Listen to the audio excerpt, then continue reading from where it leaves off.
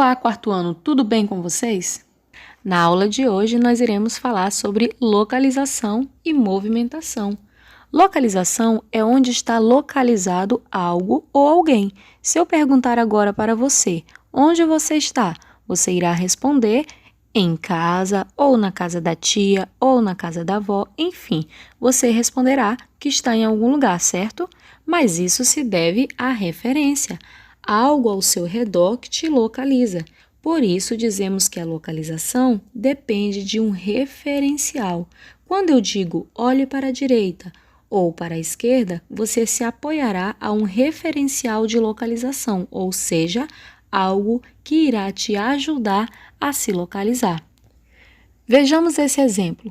Se eu falar para você me indicar o objeto que está na parte de cima, você não saberá responder, porque eu não dei um ponto de referência. Em cima de quê? Em relação a quê? Se eu falar para você qual o objeto que está embaixo, mas embaixo de quê?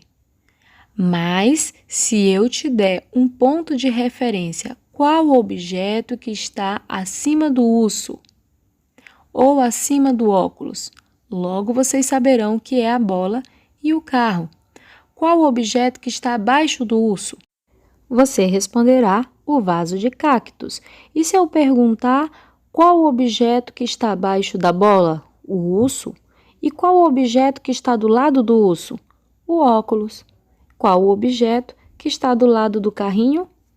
A bola. Então, se você tiver um ponto de referência, tudo fica mais fácil. Vamos falar agora sobre movimentação. Você sabe qual é a sua direita e qual a sua esquerda? Como você está olhando agora para a tela de um celular ou de um computador, a sua esquerda é essa aqui e a sua direita é essa daqui. Mas lembra que a localização depende de um ponto referencial? E se você fosse esse garotinho, qual seria a sua esquerda e a sua direita? Pensa aí que você estaria virado para o outro lado. Logo, a sua direita seria essa daqui e a sua esquerda seria essa daqui. Vamos ver outros exemplos. Imagina que essa garotinha quer ir ao parquinho. Ela deve ir para a esquerda ou para a direita? Isso vai depender do referencial. Logo, ela deve ir para frente e depois virar à direita, porque o parquinho se encontra do lado direito da menina. Vejamos agora mais alguns exemplos. Eu tenho esse quadro com alguns desenhos e o meu ponto de referência agora vai ser a estrela. Eu tenho a estrela como meu ponto de referência e eu quero saber qual é o desenho que está do lado direito da estrela. Levando em consideração que eu estou de frente para o celular, logo, o desenho que está à direita da estrela é a flor. E o desenho que está à esquerda da estrela? O que está à esquerda é a lua. Qual o desenho que está acima da estrela? Acima da estrela, nós temos o coração. E abaixo da estrela? Abaixo da estrela, nós temos o peixinho. Agora, vamos mudar o nosso ponto de referência. Meu ponto de referência agora é a árvore. Qual o objeto que está à direita da árvore? À direita da árvore, eu tenho o peixinho. Vamos mudar novamente o nosso ponto de referência. Agora, o ponto de referência é a lua. Qual o objeto que está acima da lua? Acima da lua está o sol. Se eu mudar mais uma vez o meu ponto de referência, agora o meu ponto de referência vai ser a carinha feliz. Qual o objeto que está à esquerda da carinha feliz? Logo, eu saberei que é o coração. Vamos agora tentar encontrar esses objetos nessa malha, seguindo as coordenadas. O carro, por exemplo, está na linha 2 e na coluna B. Então, eu digo que o carro está na casa B2. A boneca está na linha 4 e na coluna A, então eu digo que a boneca está na casa 4A. O urso está na linha 2 e na coluna C, logo, o urso está na casa C2 e a bola na coluna D, na linha 3. Logo, a bola está na casa D3. Vejamos agora mais alguns exemplos. Rodrigo e Marcela deram as coordenadas de como chegar até as suas respectivas casas. Aqui está a casa de Rodrigo e aqui está a casa de Marcela. Rodrigo disse o seguinte: saindo do mercado, eu dobro à minha direita, ando mais um pouco, chegando na metade do quarteirão, eu dobro novamente para a direita e chego na minha casa. Já Marcela disse o seguinte: se eu sair do mercado, dobro à minha direita, ando um quarteirão, viro à esquerda, ando mais um quarteirão, dobro à direita, ando até a metade do quarteirão, viro à direita novamente e chego na minha casa. E agora nós falaremos sobre os sólidos geométricos. Primeiro, nós iremos revisar as formas geométricas planas.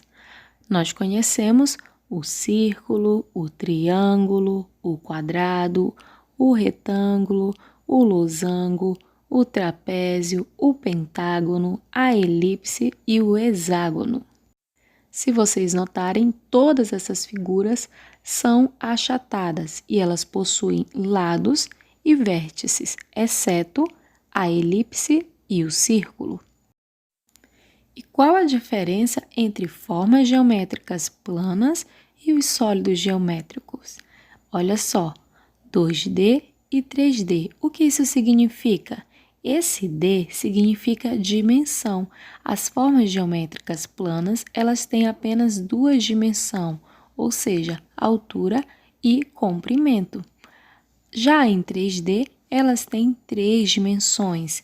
Isso quer dizer que em uma figura, em 3D, ou um sólido geométrico, a gente vai encontrar o comprimento, a altura, a profundidade ou a espessura. Vejamos então alguns sólidos geométricos. Nós temos a pirâmide nos lembra o triângulo.